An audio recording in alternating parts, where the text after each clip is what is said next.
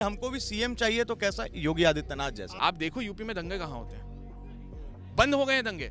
मैंने पहले हमें क्या पता चलता था कि मुजफ्फरनगर, मेरठ, सहारनपुर यहाँ जा रहे हो तो दंगे तो मिलेंगे। मतलब आपका वेलकम दंगे किस होगा, आप दंगे नहीं देखते। 2005 से पहले का बिहार ये था सर कि आप रोड पर चल रहे हैं, आप रोड पर से गायब हो गए।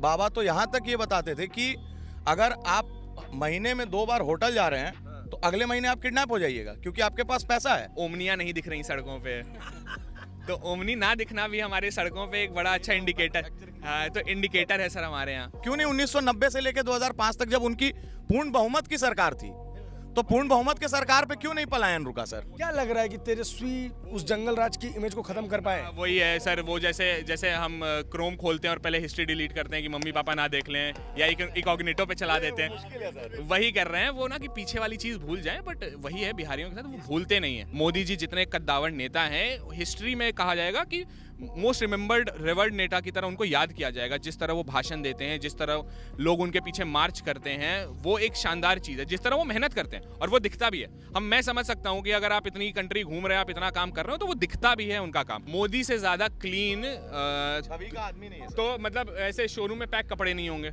मेरे हिसाब से। छवि तो उनकी बहुत क्लीन है। हमारे यहाँ इतनी दिक्कत थी कि 4 बजे महिलाएं उठती थी, उनकी तबीयत खराब है नहीं है जैसी भी है, कि वो जाएं और जो जाएं शौच करके आएं। आज जब घर में वॉशरूम पहुंचा है, तो मोदी जी को पता है कि सामाजिक लेवल पे, एक ग्रास रूट लेवल पे प्रॉब्लम्स क्या हैं, तो उस चीज़ को उन्होंने सॉल्व किया है। नमस्कार, मैं प्रभात रंजन मिश्रा स्वागत करता हूं एक बार फिर से आपका दी पैम्पलेट पर। बिहार कितना बदला, कितना बदलना बाकी है, अगर आपको ये देखना है तो एक बार जेपी पथ ज़रूर आना चाहिए। इसे गंगा पथ भी कहते हैं और मरीन ड्राइव भी।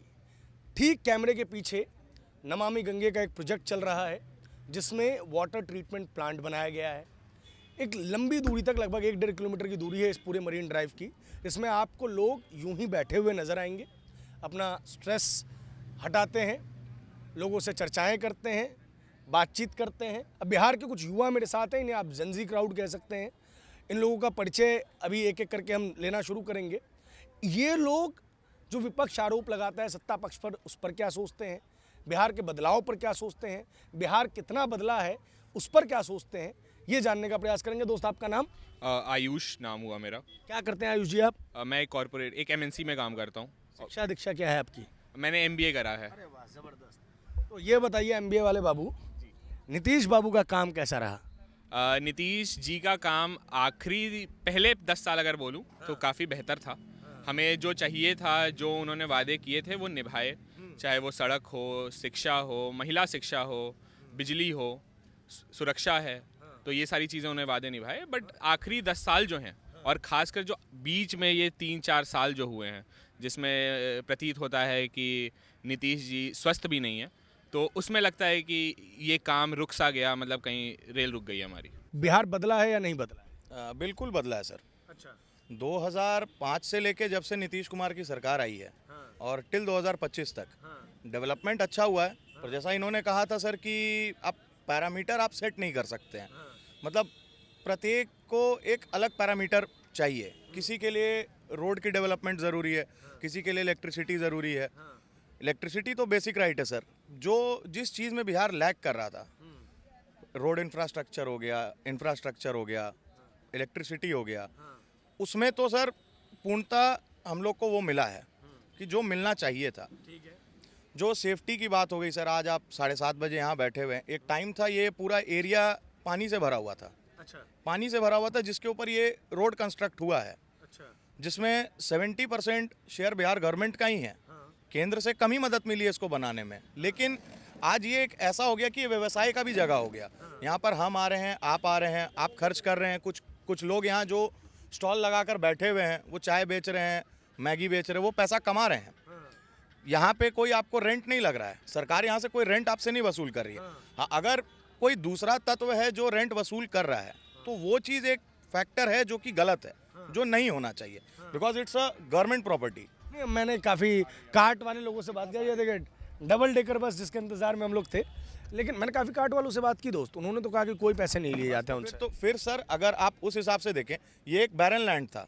इस एरिया में आप कुछ यूटिलाइज नहीं कर सकते थे। ये ये समझिए 6 महीने 8 महीने ये पानी से भरा रहता था। अगर आपको यहाँ पर एक कनेक्टिविटी के तौर पे कितना बढ़िया 4 लेन रोड मिल गया, तो इससे बेहतर कुछ नहीं सर। आज आप बेली रोड से गांधी मैदान जाने में आपको 2.5 घंटा का समय लगता था अगर आप शहर घूम के जाएं।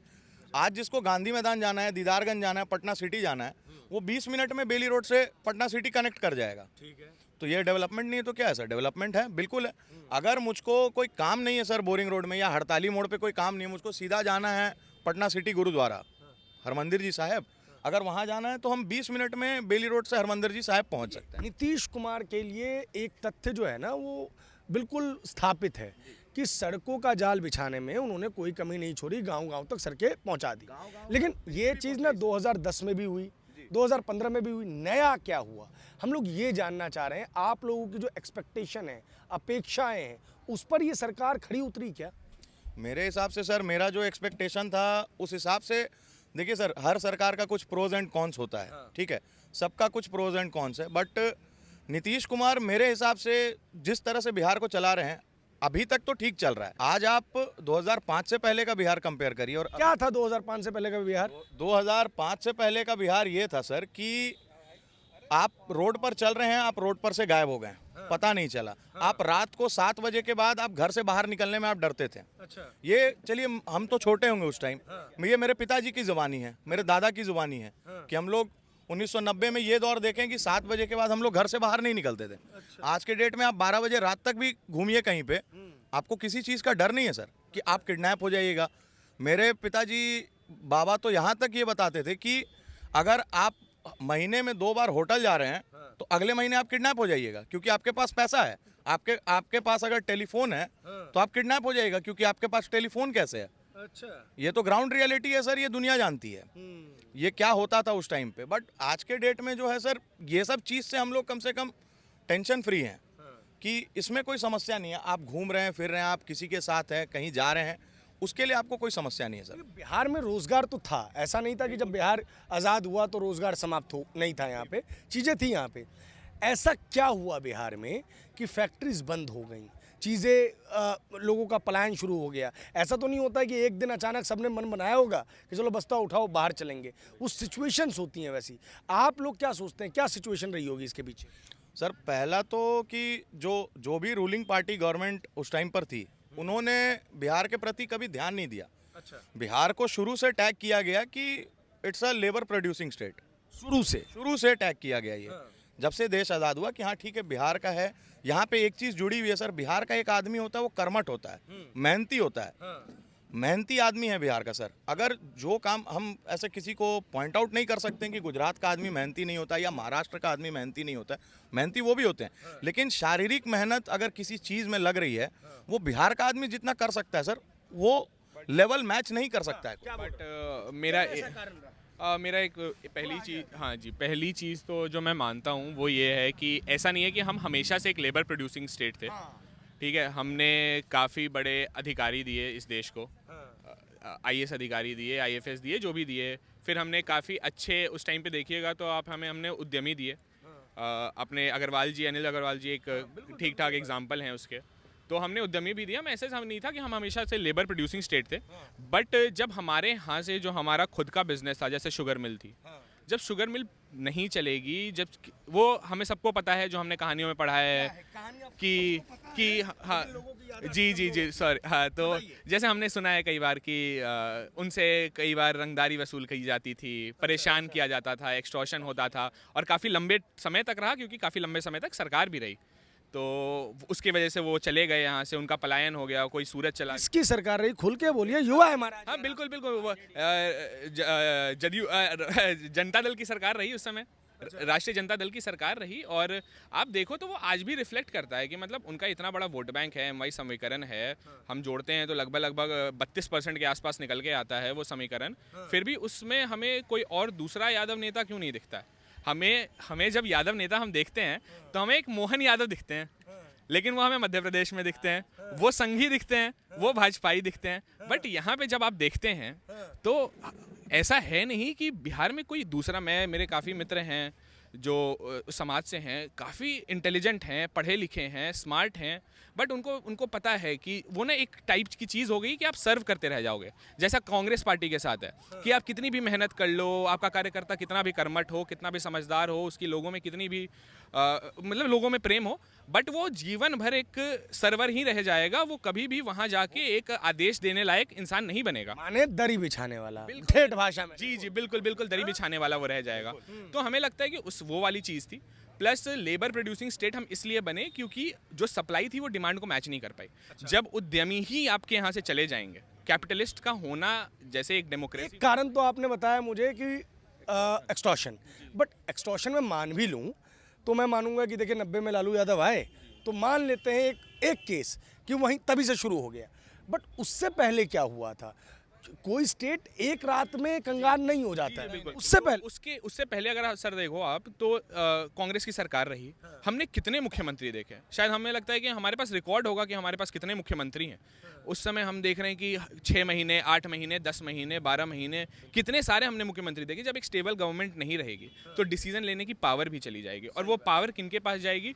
जो वो छोटे छोटे इलाके, कस्बे, उनके जो मजबूत लोग हैं वही वो डिसीजन लेंगे। अब वो डिसीजन जरूरी नहीं है कि लेजिस्लेटिव ही हो, वो डिसीजन इकोनॉमिक भी हो सकता है, वो डिसीजन सिक्योरिटी से भी रिलेटेड हो सकता है। अब आपकी सिक्योरिटी की जिम्मेदारी आपका थाना छोड़कर आपके एरिया का एक बाहुबली लेने लगे तो ये तो कठिन बात है ना। जब आपने कानून ही निकाल दिया सिस्टम से, उदाहरण हमने बहुत सारे, मतलब नहीं, फॉर एग्जांपल देखिए सर, हमने कहानियाँ सुनी है अब कि जब उद्यमी चले गए, जैसे यहाँ पे हमने सुनते थे कि 70-80 ये हुआ करते थे, शुगर मिल हुआ करती थी, पर वो शुगर मिल बंद हो गई। अब मुझे उस टाइम के लोगों का नाम नहीं याद, मैं रिकॉल नहीं कर पाऊंगा, बट हमने सुना है कि वो चले गए। क्यों चले गए? क्योंकि एक लंबे टाइम तक वो परेशान हुए।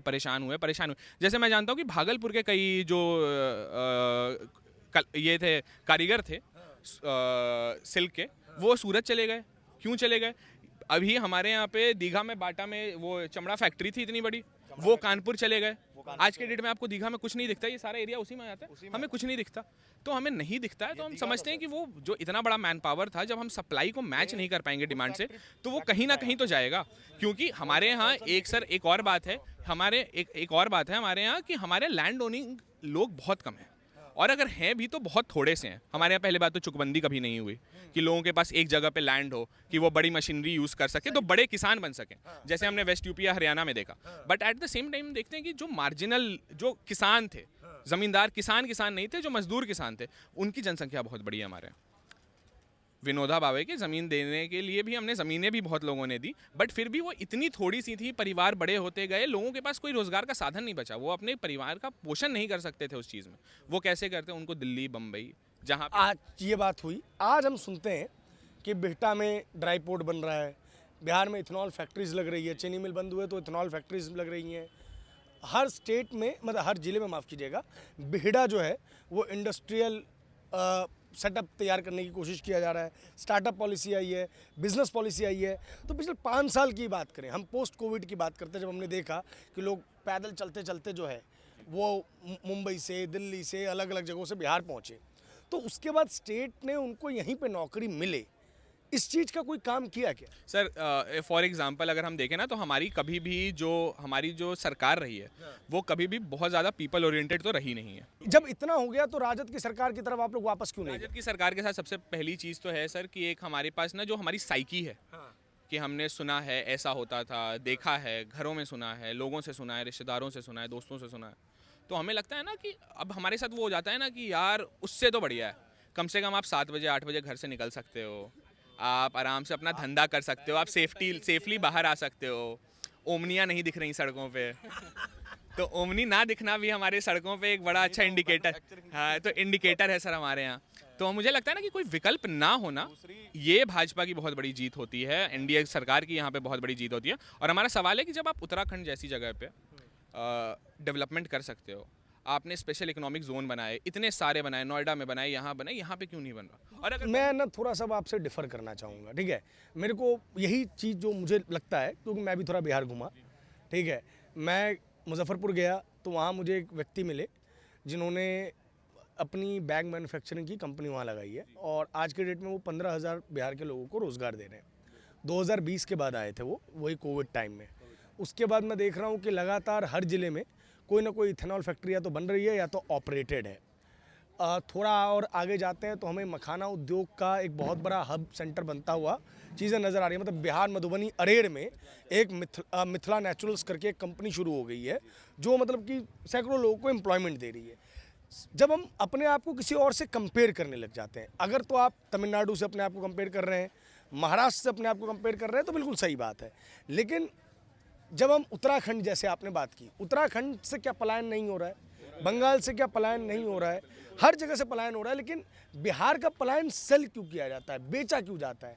अब एक बिहार के अंदर भी आपको अभी पेप्सी की फैक्ट्री लगी है शायद 2 जगह पे, Varun beverages and in Buxar और इन बेगूसराय। मैं दोनों जगह होके, मतलब एक जगह होके आया और दूसरी जगह का मुझे जानकारी है। उसके जो हेड ऑफ ऑपरेशंस हैं वो पर्सन उत्तर प्रदेश से हैं, ठीक है।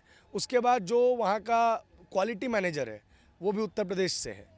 सेल्स वगैरह की टीम में कई लोग साउथ इंडिया से हैं, वो उस चीज़ में स्पेशलिस्ट हैं, इसलिए वो यहाँ से आए। ऐसा नहीं है उनको यूपी में रोज़गार नहीं मिलता, बिहार में जब बेहतर विकल्प मिला उन्हें तो वो बिहार में आ गए। ये नहीं लगता आपको कुछ ज़्यादा ही मतलब ये चीज़ आप कर रहे हैं? आप देखो एक चीज़ और आती है साथ में कि अपना जैसे हमारे साथ ना हमारा पलायन बड़ा जल्दी स्टार्ट होता है एज कम्पेयर टू दूसरे लोगों के। आदत हो गई ना, ये बात मानिए ना, मतलब मैं आपको बताऊं आदत हो गई है कि 12वीं पास कर ली तो नौकरी पहले यहाँ पे नहीं ढूंढनी है, पहले बाहर ही जाना है। क्यों?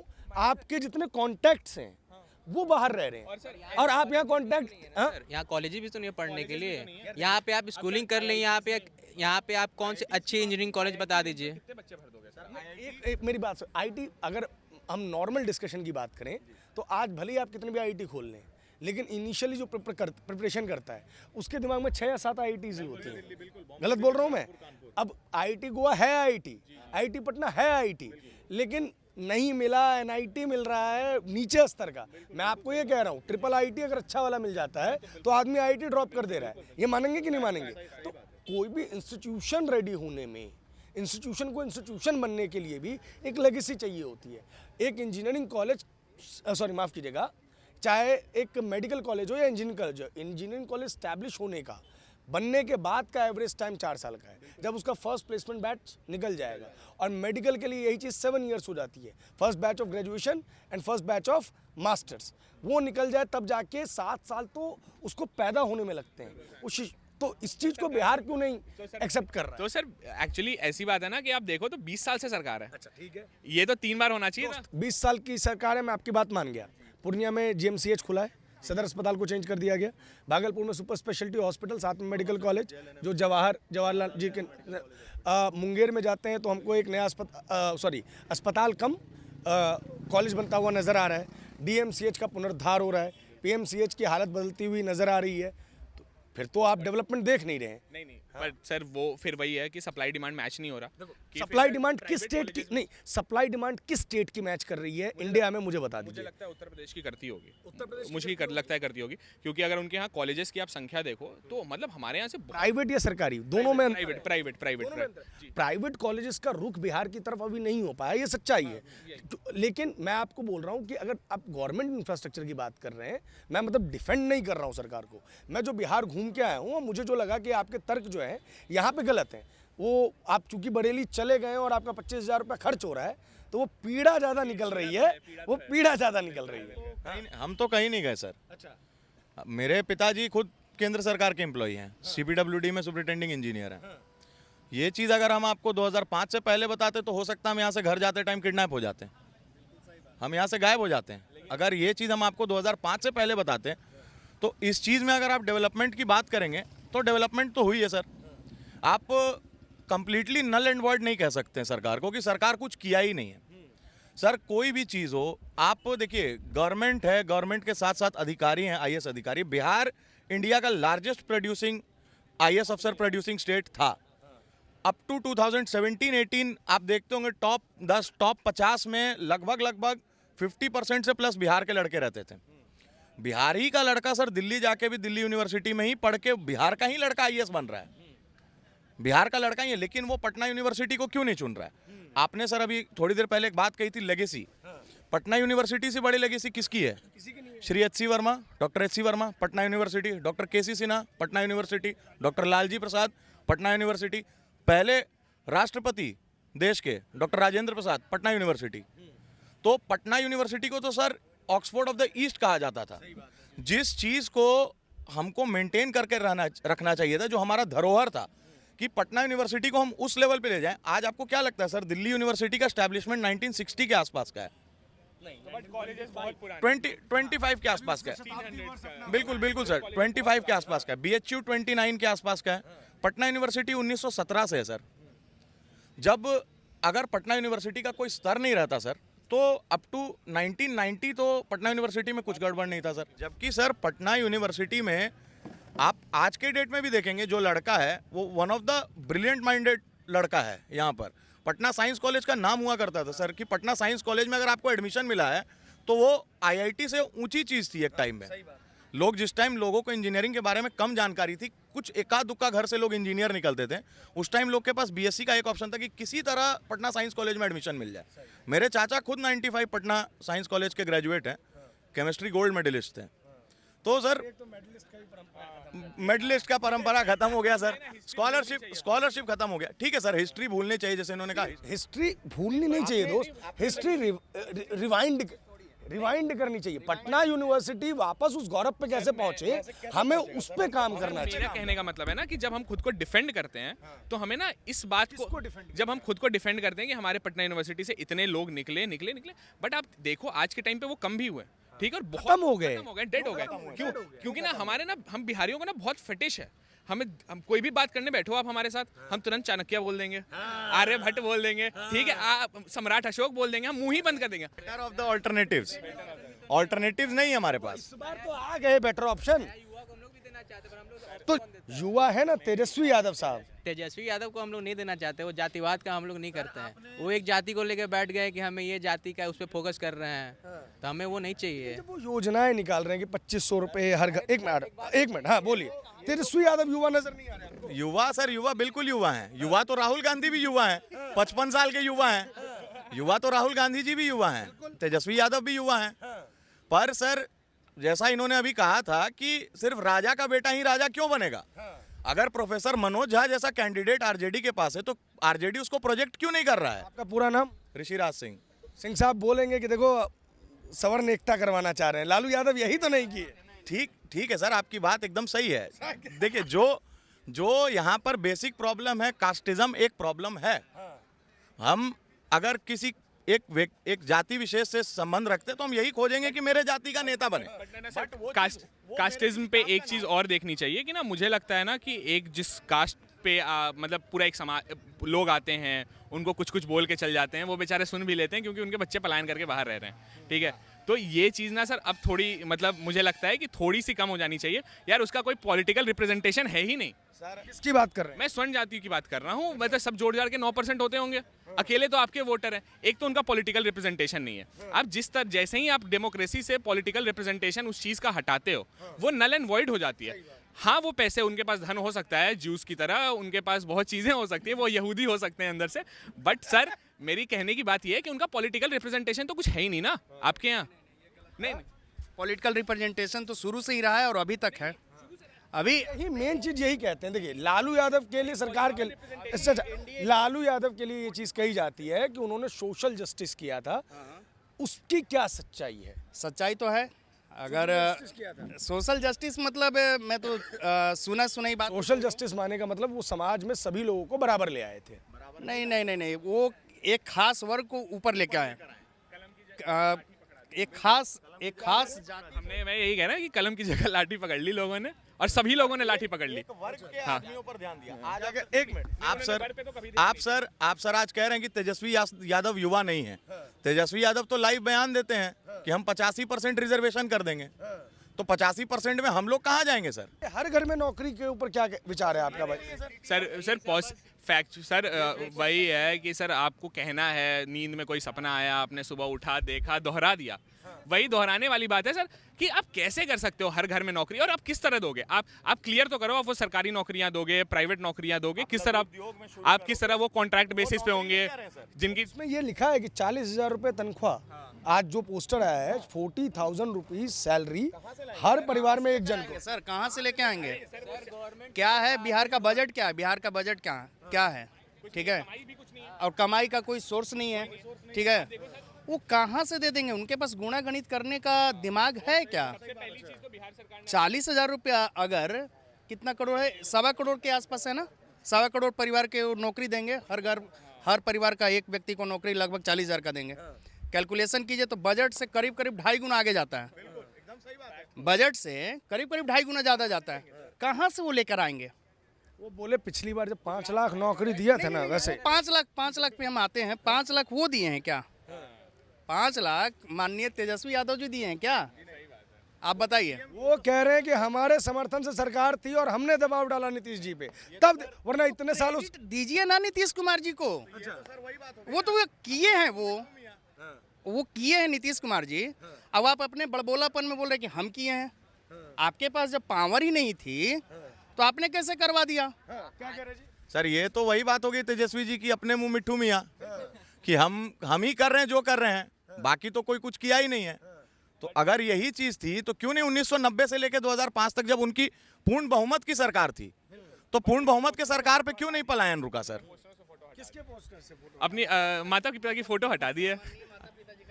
क्या लग रहा है कि तेजस्वी उस जंगल राज की इमेज को खत्म कर पाए? वही है सर, वो जैसे हम क्रोम खोलते हैं और पहले हिस्ट्री डिलीट करते हैं कि मम्मी पापा ना देख लें, या इकॉग्निटो पे चला देते हैं, वही कर रहे हैं वो ना, कि पीछे वाली चीज़ भूल जाएं। बट वही है बिहारियों के साथ, वो भूलते नहीं है। भूलना चले भूलते नहीं है अलग बात है। एक होता है कि मेरे दल में या चीज़ों में मुझे वो चीज़ नज़र आ रही हो कि नहीं, ये तो पुनरावृत्ति की संभावना है, वैसा कुछ आप लोगों के दिमाग में आता है क्या कि हो सकती है कि पुनरावृत्ति हो जाए? बिल्कुल सर, बिल्कुल कैसे लगता है ये? लगता है सर, जो सुने हैं सर वही तो रिकैप करेगा ना। नहीं, क्या आज भी उस दल में वैसे लोग हैं?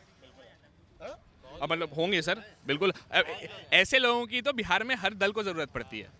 ये हमारे बिहार की एक चीज़ रही है कि हमने ना मतलब बाहुबलियों को बहुत ग्लैमराइज करा है, हमने भोजपुरी गाने बनाए हैं, हमने वीडियोस बनाए हैं, हमने जातिवाद पे गाने बनाए, हमें ग्लैमर देने में हमें बहुत बहुत मज़ा आता है। हमें मज़ा किस चीज़ में नहीं आता है? मज़ा नहीं आता है मुद्दे की बात करने में। हमें जब कहा जाता है कि बिहार पॉलिटिकली बहुत एक्टिव स्टेट है, तो अगर हम पॉलिटिकली एक्टिव हैं तो हम उसको प्रूव करेंगे ना। हम गुजरात की तरह डेवलप कर जाएंगे इकोनॉमिकली, या फिर नहीं, यहाँ हम गुजरात की तरह। गुजरात एक लैंडलॉक स्टेट नहीं है, बिहार एक लैंडलॉक स्टेट है। सबसे बड़ी दिक्कत ये है।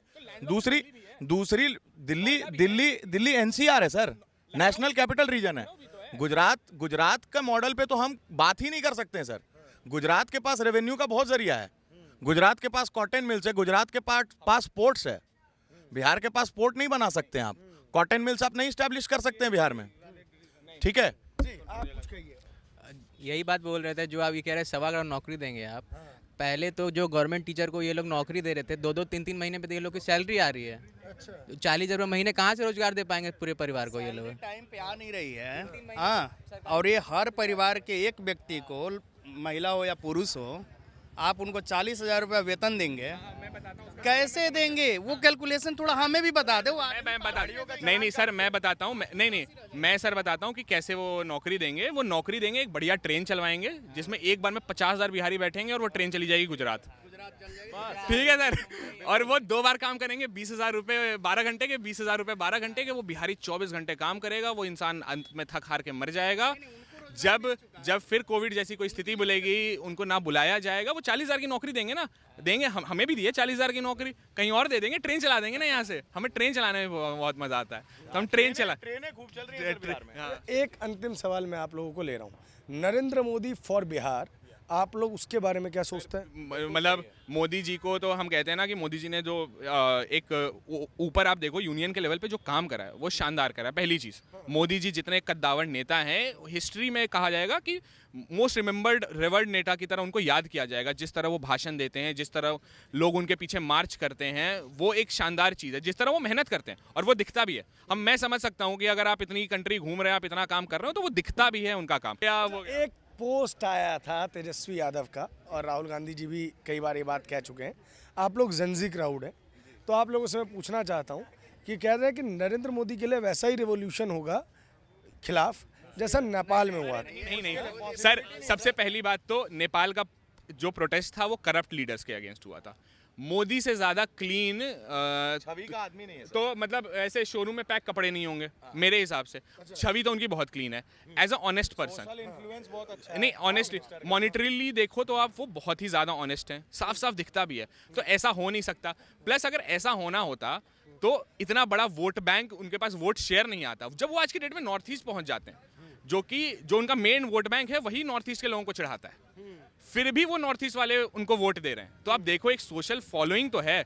जब आज की डेट में उनको कुछ सीटें तमिलनाडु से, केरला में उनको सीटें आ गई, तो ये तो आपको मानना पड़ेगा सर कि उनकी फॉलोइंग तो है, ठीक है। और ये फॉलोइंग काम की वजह से या सोशल मीडिया की, देश के लेवल की बात? सोशल मीडिया बहुत छोटी चीज़ हो गई। मोदी जी का जो काम करने का तरीका रहा है, वो शाखा के प्रचारक रहे, फिर उन्होंने ठीक ठाक समय संगठन को दिया, और वो ना फील करवाते हैं। जब कोई इंसान एक्सपीरियंस के साथ आता है ना तो वो फील करवाता है। जैसे मैंने उनका एक भाषण देखा, उन्होंने बोला कि जिस तरह आप लोग कुर्सियाँ लगा रहे हैं, आज से 20 साल पहले मैं भी कुर्सियाँ लगाया करता था। तो उनको जो ग्राउंड लेवल पे पता है ना, वही चीज़ें उनकी योजनाओं में भी दिखता है। उनको पता चलता है कि लोगों की ज़रूरत क्या है। महिलाओं को गैस चूल्हा चाहिए, तो गैस की व्यवस्था हुई। महिलाओं को सर हमारे यहाँ इतनी दिक्कत थी कि 4 बजे महिलाएं उठती थी, उनकी तबीयत खराब है नहीं है जैसी भी है, कि वो जाएं और जो जाएं शौच करके आएँ। आज जब घर घर में वॉशरूम पहुंचा है, तो मोदी जी को पता है कि सामाजिक लेवल पे, एक ग्रास रूट लेवल पे प्रॉब्लम्स क्या हैं, तो उस चीज़ को उन्होंने सॉल्व किया है। आप जैसे देखो किसान सम्मान राशि, वो 2000 रुपये आती है हर 3 महीने पे, 4 महीने पे किसान के पास, 4 महीने पे आती है वो 500 रुपये के हिसाब से। उससे भी लोगों को लगता है कि यार कुछ आया। तो कोविड में देखो आप, अनाज मोदी जी ने पहले शायद 6 महीने का प्रॉमिस किया, फिर उसको 6 महीने और एक्सटेंड किया। तो उस इंसान को ना ग्रास रूट लेवल की प्रॉब्लम पता है। मतलब कि राहुल गांधी और मोदी, नरेंद्र मोदी में आपको क्या अंतर नजर आता है? आप गलत आदमी से कंपैरिजन कर रहे हैं। राहुल गांधी जनजी प्रोटेस्ट चाहते हैं ना भारत? अरे वो पप्पू आदमी क्या करेगा। वो तो एक प्रोवोक करने वाली बात हो गई कि अपने नेबरिंग कंट्री में अगर ऐसा कुछ हुआ है तो हम वो करें खुद के यहाँ। वो पॉसिबिलिटी नहीं है सर। हमारे यहाँ कभी आज तक तख्ता पलट भी नहीं हुआ, ठीक है। हम एक डेमोक्रेसी जो है ना सर, हमारे फैब्रिक में है सर। आप ये हमारे अंदर से निकाल नहीं सकते।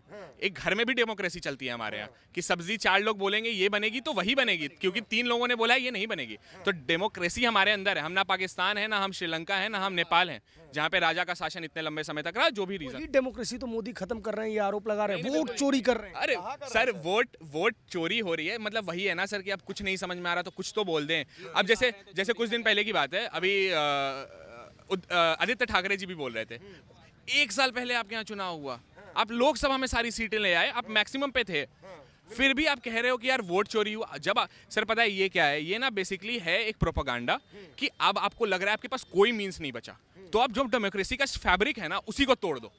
आप जैसे ही लोगों के बीच में एक भ्रम फैलाओगे कि अब तो वोट ही चोरी होने लगी है, अब तो कुछ बचा ही नहीं है, तो जो डेमोक्रेसी का सबसे बेसिक चीज है, जो वोट का अधिकार है, उसको ही जब आप तोड़ना चाहते हो तो वो उसको तोड़ना चाहते हैं। ये व्यक्ति जो है बिहार में नरेंद्र मोदी जी के काम से नाखुश है, ये सच्चाई है, उन्होंने कैमरे पे ये बात बोली है।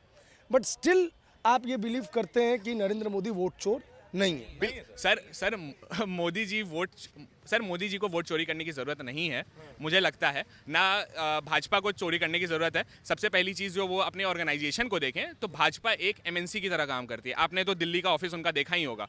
भाजपा के जो कार्यकर्ता हैं वो 24, यहाँ तक कि तेजस्वी जी ने अभी एक इंटरव्यू में जल्दी इधर ही बोला कि मुझे अगर कुछ चाहिए होगा तो भाजपा के जैसे कैडर चाहिए होंगे।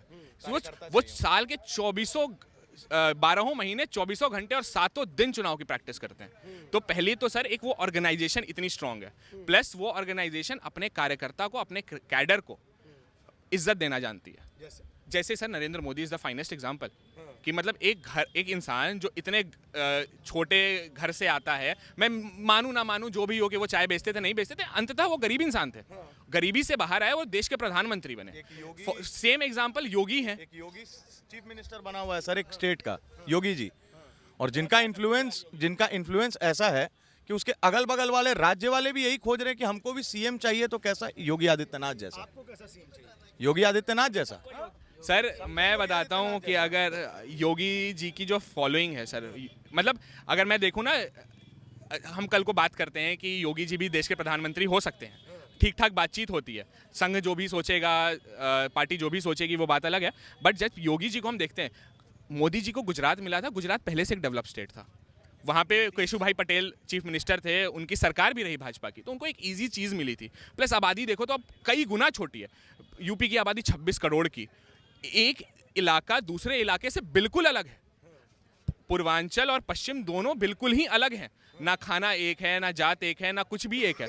इतने टफ स्टेट को मैनेज करना, और खासकर वहाँ पे एक पार्टी थी जो उनके अगेंस्ट में थी, कांग्रेस वो चाहे कमज़ोर हो या मजबूत हो। यहाँ पे इनके पास रीजनल पार्टी, समाजवादी और बीएसपी जैसी इतनी मजबूत पार्टियाँ, कैडर बेस्ड पार्टियाँ और आइडियोलॉजी की पार्टियाँ, जो आइडियोलॉजी की पार्टियाँ हैं, इनके अगेंस्ट आकर इतना तगड़ा काम करना, और काम दिखता है सर।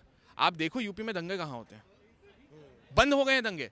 मैंने पहले हमें क्या पता चलता था कि मुजफ्फरनगर, मेरठ, सहारनपुर यहाँ पे जा रहे हो तो दंगे तो मिलेंगे, मतलब आपका वेलकम दंगे किस होगा। आप दंगे नहीं देखते हो, आप कुछ नहीं देखते हो। और पॉलिटिकल आप एक और चीज़ देखते हो कि मतलब लोगों का भरोसा कितना है।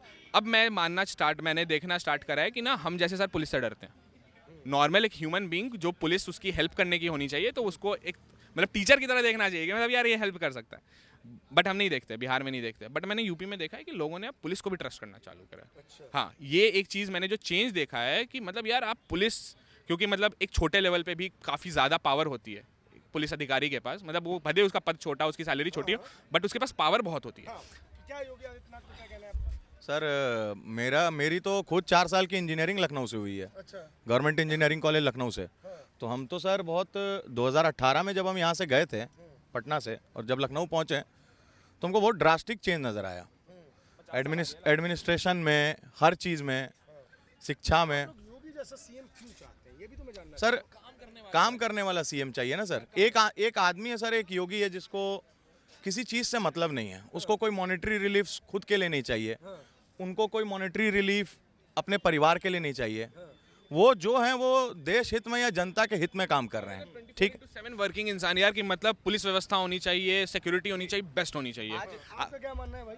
नहीं, योगी जी बहुत अच्छे आदमी है। कुछ टाइम आप पहले भी देखे बरेली में कैसे दंगा करने की कोशिश किए थे कुछ लोगों ने, नहीं हुआ। योगी जी ने बोला कि अब पुलिस आगे खड़ी है, आप ऐसे दंगा करने की कोशिश करेंगे। अभी भी उनका स्टेटमेंट था कि दीपावली में कोई भी व्यवस्था में दिक्कत होगा तो पुलिस। कहते हैं सिर्फ हिंदू मुसलमान। नहीं सर, अगर अब मैं आपको बताता हूँ, अब मैं आपको डेटा देना स्टार्ट करता हूँ, बहुत थोड़ा सा डेटा है। यूपी ने पिछले साल जो शराब से कमाई की, वो 52,000 करोड़ रुपए कमाया।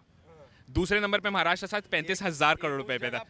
अब सर आप 52 नहीं, उस जगह पे क्यों लैग कर रहे हो? जब आप 52,000 करोड़ रुपए आपके पास आते हैं, उससे आप स्कूल बनाते हो, कॉलेजेस बनाते हो, एक्स्ट्रा सिक्योरिटी देते हो, और लोगों को इन्वाइट करते हो कि आप भी हमारे यहाँ आओ।